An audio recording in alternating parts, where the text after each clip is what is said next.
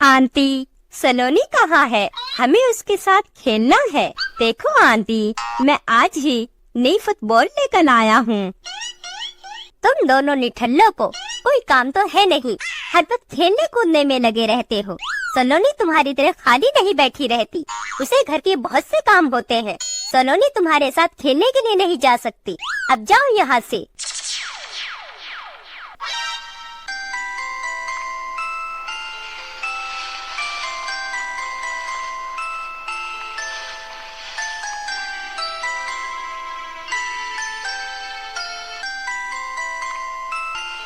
आप भी तो दिन भर बस खाने में लगी रहती हो, घर के सारे काम बेचारी सलोनी से कराती हो।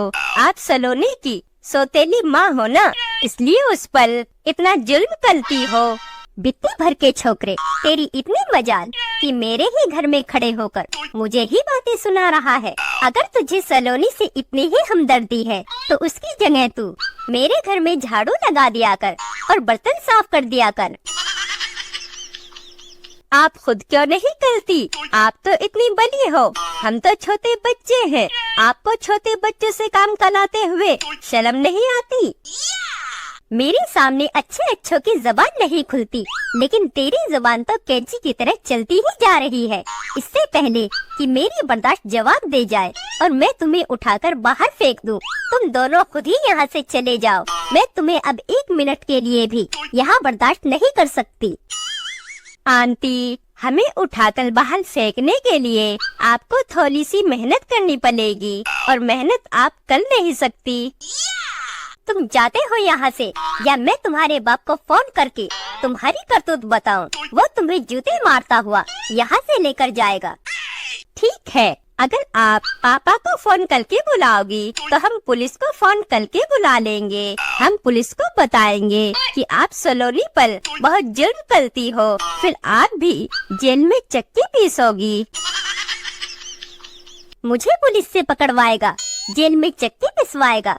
सलोनी के लिए तेरे दिल में बहुत हमदर्दी उमड़ रही है ना? तू ऐसा कर, उस फसाद की जड़ को अपने घर ले जा और उसे अपने घर में प्रिंसेस बनाकर रख। मुझे कोई ऐतराज नहीं। सलोनी, सलोनी कहाँ मर गई? क्या हुआ माँ? आपको कुछ चाहिए? मैं अभी ले आती हूँ।